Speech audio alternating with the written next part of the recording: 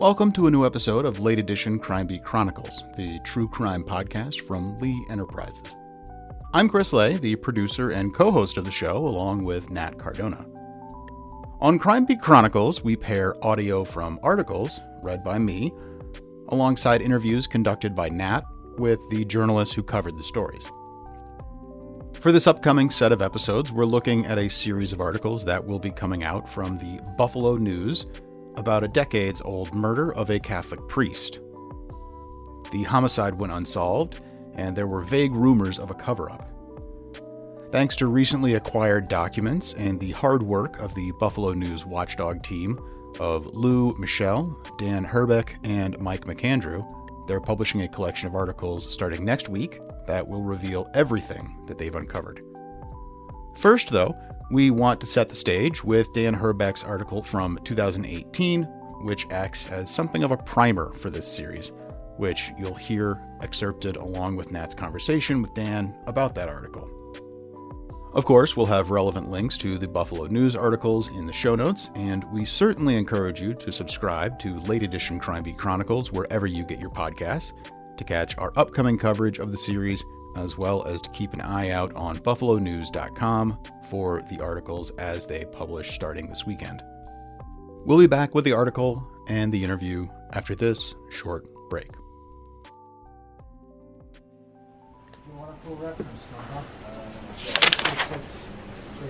Cold Case. Whispers of cover-up remain decades after priest's murder. By Dan Herbeck. Originally published November 13th, 2018. They made their chilling discovery almost 6 decades ago now, but Matthew Nasca and Patrick Baruso remember it like it was yesterday. Finding the body of a murdered priest is not the kind of incident that anyone forgets. On March 13th, 1966, they were out for a carefree Sunday afternoon hike along Scajaquada Creek. As they walked along the creek behind Assumption Church on Amherst Street, the boys stopped to investigate what appeared to be a dummy lying face down in shallow water near the creek bank. They pulled one of the hands up out of the water and spotted a gold watch on the wrist. I told my friends, nobody puts a gold watch on a dummy, recalled Nasca. We turned the body over and you could see it was a man who looked like he was brutally beaten around the face. They ran to the nearby Polish Cadets Hall where someone called Buffalo Police. A day later, they learned the victim's identity. Monsignor Francis J.V. O'Connor, 44. He was the editor of what was then called the Magnificat, the Buffalo Catholic Diocese's weekly newspaper. No arrest was ever made.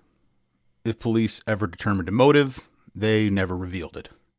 He was a gifted, talented priest, said Monsignor James Connolly, one of the few surviving Buffalo priests who knew O'Connor. He was well thought of in the diocese.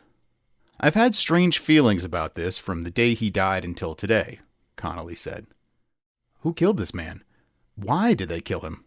It's a mystery.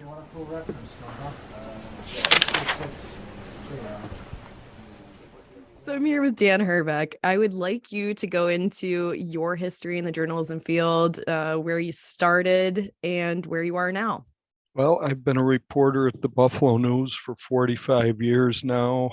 It's the only newspaper I've ever worked at as a professional. I went to St. Bonaventure University for journalism, and I got very interested in investigative reporting. I've done almost my whole career has been police reporting, working in the courts, or investigative reporting. In what year did you start there? I've been here since 1977. You're kind of a unicorn as far as I'm that goes. a dinosaur. No, not that. It's just it's a strange thing that To you work haven't at jumped one around. paper. Yeah, it's very unusual. And I used to even deliver this paper. So when I was a little kid. You just bleed it through and through, I guess. Yeah. Oh, that's nuts. I'm on the watchdog team at the Buffalo News. How did you start with that specifically as opposed to any other sector category at the paper? Well, the news just wanted to upgrade its investigative reporting about 10 years ago, and they established this watchdog team, and I was just very honored that they asked me to join it, and I've been very proud of the projects that we've done for the news. Sure, makes sense. As far as your cold case article goes, so bring me back to 2018. How did this come about? The thing that popped out to me is it wasn't an anniversary article. You wrote it 52 years out, so it wasn't the 50th anniversary. No real new information. So what prompted you with this? Well, the funny thing is, I actually remember reading about this case when I was 11 years old, and I used to deliver the newspaper. And as I would walk around my route, I would always look at the headline stories, and I'd read the stories while I was delivering papers. I was just 11 years old. I was a kid from a Catholic school, Catholic family, and these huge headlines on our front page about a priest being murdered and found face down in a creek. I mean, it just was extremely shocking and upsetting to me. So that case always kind of stuck with me my whole life, always wondering whatever happened to that priest. Then in 2016, I started doing cold case stories for the Buffalo News. I've always been interested in unsolved crimes, especially unsolved murders, where families were victimized and there was never any justice. So I had been doing these cold case file stories for our newspaper, and one of our other reporters, Maki Becker, suggested to me that we do a story about this old unsolved murder of a priest. And I truthfully had not thought about the case in a number of years. So I said, "You're right, this would make a great story." And she had already started on it, and she had filed a Freedom of Information request with the Buffalo Police for the case file. She then turned that information over to me, and I did a story on this long forgotten murder investigation. Was this the precursor to the series of articles that are coming out now? I mean, the 5-year gap, I guess I'm trying to see how that bridges from 2018 to now, where you have this slew of articles coming out about this case. Well, when I wrote the story in 2018, I was proud of the story that I wrote, but I had phone calls from a number of people, including a very prominent retired judge and some retired priests and some retired police officers I knew, who told me, "You guys should take this further. You should keep looking into this." So I talked to my editor about it, Mike McAndrew of the Watchdog team, and he not only decided we should take a further look into it, he assigned one of our very best reporters to work with me, Lou Michel. And Lou brings a lot to the table because he not only has more law enforcement sources than any other reporter in Buffalo, he's also the hardest digging reporter I know. So we worked together as a team on this for well over a year. And what year to what year would have that been? We started on this about a year and a half ago. It's still a work in progress. We're still looking into tips. We're still very interested in pursuing this case as far as we possibly can.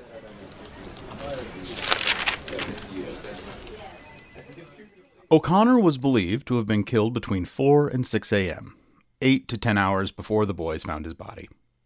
He had last been seen alive around 9:30 p.m. the previous night, when he spoke briefly with a nun at the Sisters of St. Joseph Mother House on Main Street, where O'Connor lived.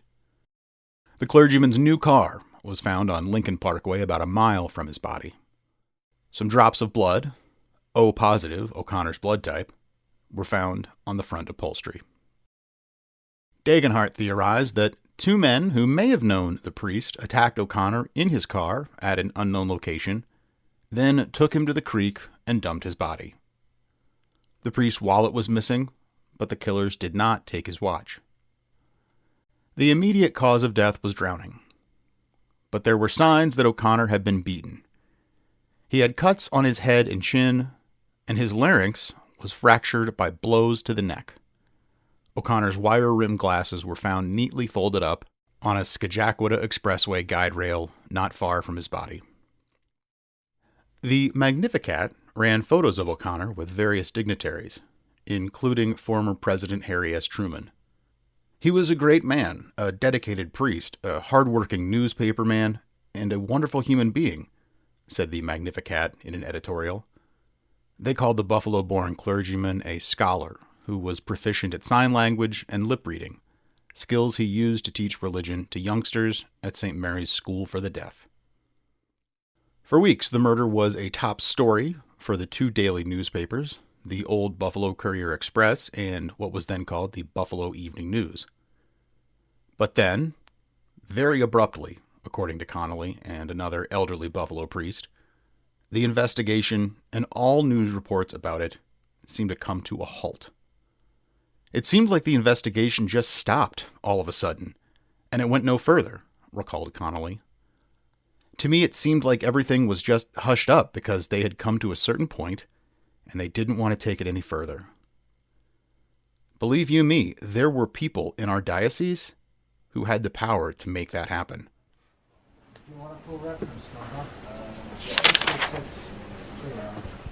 Can you describe what the FOIA process is like for people that probably don't even know what that is? Well, it's called the Freedom of Information Law, and every state has them, and the federal government has them also. Any public document, you can file a request for it and get that information if it's a public document. Now, it was very interesting in this case, back 5 years ago, when my fellow reporter, Maki Becker, first filed a Freedom of Information request in this case. The Buffalo Police gave us a file with exactly 30 reports in it about this murder investigation. Each of these reports was a report filed by any one of the detectives that worked on the case. And so we got 30 reports, but it was very clear from looking at the file or what they gave us, based on the way the reports were numbered, it was clear to us that they had only given us a very small portion of the actual file for reasons unknown. And that was in 2018. 2018. So fast forward to about a year and a half ago. I'm assuming that's a separate FOIA request. Lou Michel filed a second Freedom of Information request about a year and a half ago. And lo and behold, the Buffalo Police found another easily 40 or 50 reports that they hadn't given us the first time. And yet we're still aware, based on the numbers of these reports, that there's dozens of reports that were in the file at one point that we have not received. Okay. Which leads me to ask, do you think these are files that were found, like you just said, or files that were now decided to be released? Can you speculate on that? Great question. And I have the same question that you have. I can only tell you that we have no reason to believe that the people who are currently running the Buffalo Police Department are withholding information from us. Could these reports have been destroyed? Could they have been put aside somewhere where no one else could find them? Could someday we still end up getting these reports? I don't have the answers to that question. I can only tell you that the Buffalo Police have told us they've given us everything they have. And fair to say, with everything that you were able to get from that between you and Lou, with the articles that are going to be coming out here shortly, new information was found from this stuff? Tons of new information. When I wrote the story in 2018, I interviewed a couple of sources who had talked to one of the chief investigators in the murder case. And that investigator told these two people on separate occasions that he was ordered to stop the investigation because another priest had emerged as a suspect in the murder of Monsignor O'Connor. So there are no references to that in the original Freedom of Information reports we got. No references to a another priest being a suspect. In the second batch of reports we got, did discuss that a priest had emerged as a prime suspect in the case and that he had been investigated thoroughly. He had been questioned. They had received special permission from the bishop to question this priest, but there was no explanation in what we received with the second batch of reports as to why this priest was a suspect and why it was decided not to charge him. One of those more questions than answer moments. The worst. Right. I think this is a good time to describe for us, both as much as you can back then and now, what's the role of the Catholic Church in the Buffalo community? Well, Catholic Church has been a very powerful force in Buffalo for probably easily 200 years. It's the predominant religion in the Buffalo area, and there are many Irish Americans, Italian Americans, and Polish Americans, especially, but also others that are Catholics. Now, when this murder happened in 1966, the Catholic Church was actually a much more powerful force in Buffalo than it is today. It's still a powerful force, but it was much more powerful back then. And in recent years, there have been a number of scandals associated with the Catholic Church in Buffalo, mostly involving priests who molested children. And these cases were covered up. Nobody was ever arrested. And I literally mean nobody. For many years, the Buffalo police had a policy where if they had a report that a priest molested a child, instead of investigating it as a criminal case, they would turn the information over to the bishop's office, and the bishop's office would investigate. And as a result, there was only one priest in Western New York in at least the last 70 years who was ever criminally charged with molesting children. And that was not in the city of Buffalo, that was in a rural area. And that priest ended up pleading guilty to a misdemeanor. And I don't believe he ever even served prison time for it. So as a result of these scandals, which have been uncovered by one of our reporters, Charlie Specht, Lou Michel, and many other reporters in Buffalo, the church has lost a lot of favor with people in Buffalo.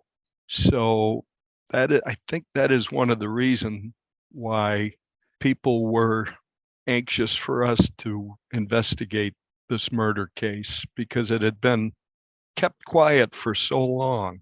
And a lot of people who were around then are still around today, and they remember it, and they wonder why the murder of a very prominent, beloved priest why the investigation was never finished, why nobody was ever brought to justice. This is probably an important time to mention. You said you're Catholic, right? Or were really raised Catholic? Yes. Okay. Lou Michel and I are both Catholics. Got it. And from a Catholic family as well. For listeners or readers that aren't familiar, the Catholic Church is very much it has a presence and almost a law of its own. Do you think it's fair to say that?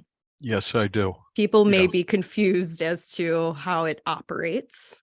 There's, a hierarchy of positions and how information is disseminated or decisions are made, correct? Yes, and they're not subject to freedom of information requests or anything like that. Even though they're a very powerful institution and gets a lot of money from the citizens of Western New York, they don't have to tell the public very much about what they're doing or why they do it. Right. Okay. I still go to church every Sunday, by the way. Hey, same. Yeah.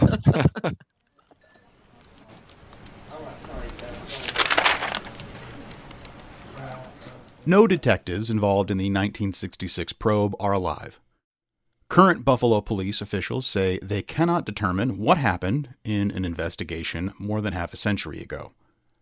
In response to a Freedom of Information request from the news, Buffalo police provided a redacted file on the O'Connor investigation, but large portions of it are missing. There are no reports written about the Monsignor's body being found, or any reports or interviews conducted in the first 2 weeks after the body was found. The file contains 30 reports on interviews conducted by detectives between March 28th and May 3rd, 1966. There were no reports after that. Monsignor Connolly recalled that 2 Buffalo homicide detectives came to his rectory to talk with him about 2 weeks after the murder. They asked me about a young man who had worked with Monsignor O'Connor, Connolly recalled. I was serving at a parish in Arcade, and this young man had come to see me after the murder. He was extremely nervous and kept going to the bathroom 5 or 6 times, but he never explained why he came. The detectives asked me a lot of questions about him, but he was never charged with anything.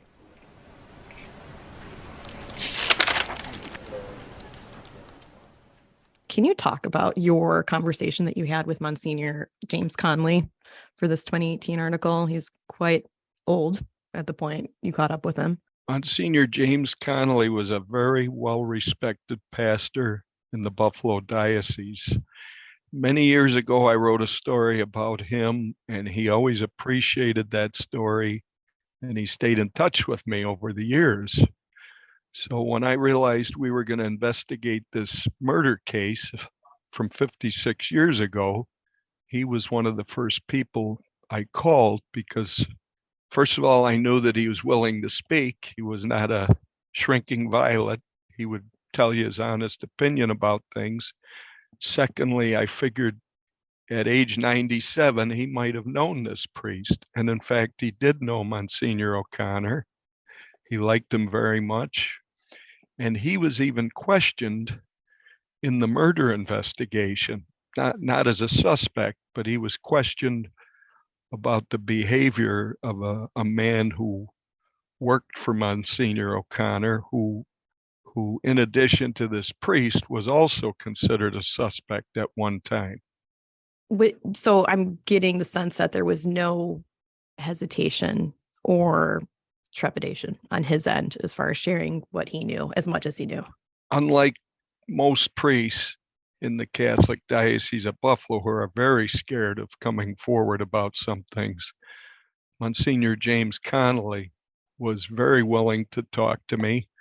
And he told me flat out, he thought that this case was covered up.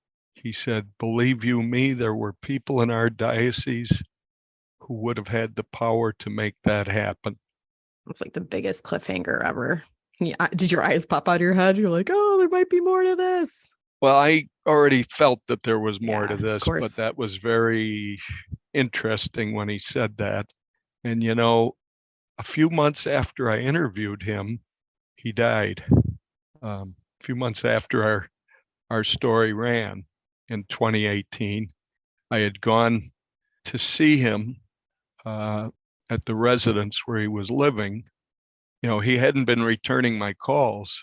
There was a bunch of people sitting in his room from the diocese, and I knocked at the door. The door was like partially open, and they said to me, oh, well, Father Jim has died. Sorry. Mm-hmm. I knew he'd been ill, but all the same, I guess I'm just glad I was able to talk to him about this case before he died.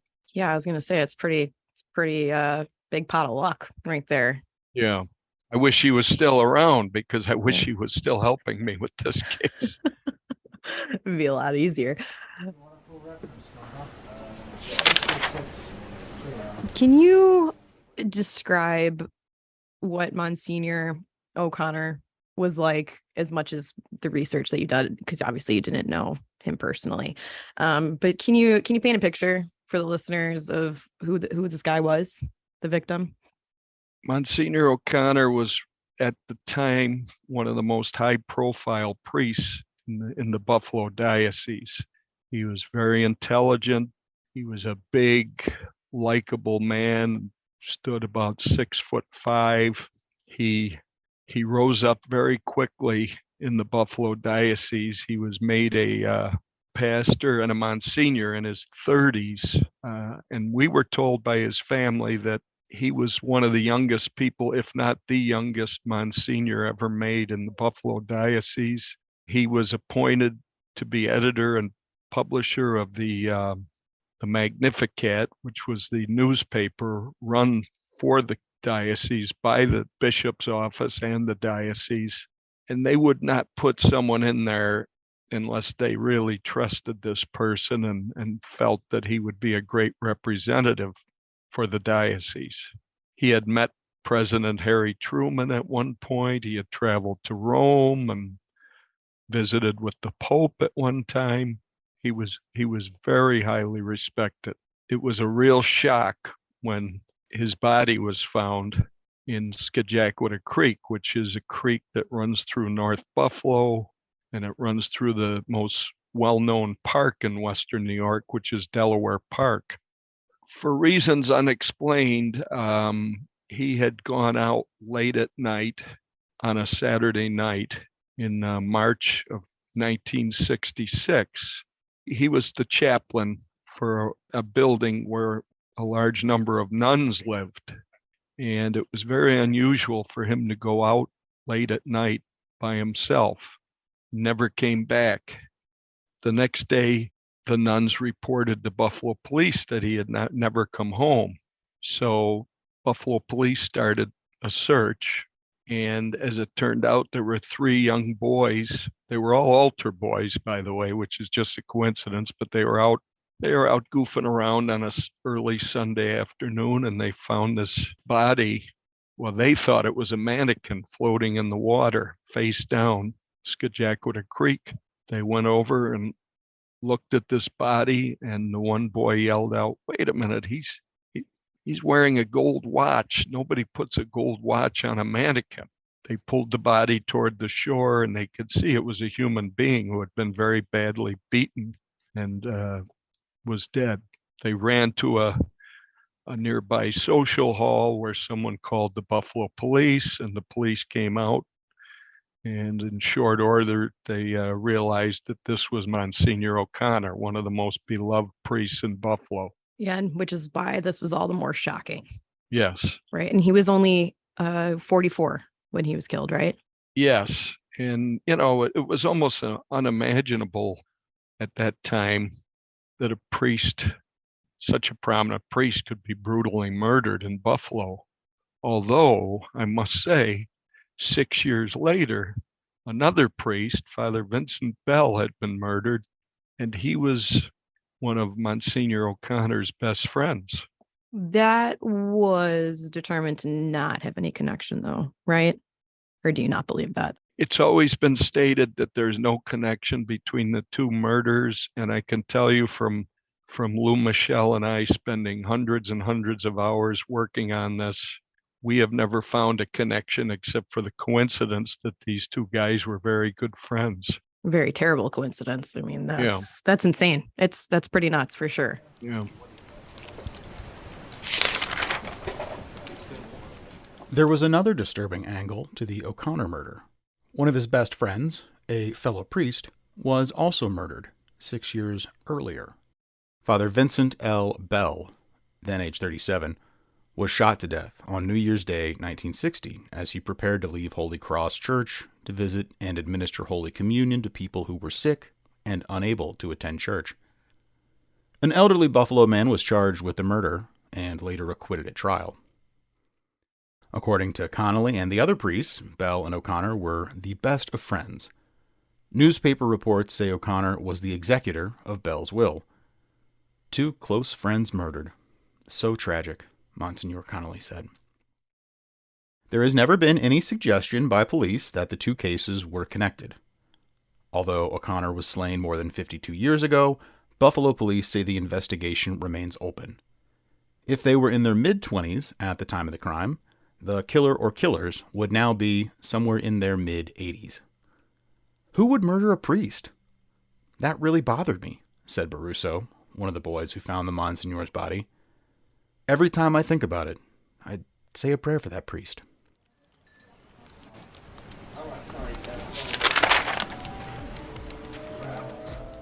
Thank you so much to Dan for his time and insight, and for the rest of the Watchdog team in Buffalo for all their hard work reporting out this story.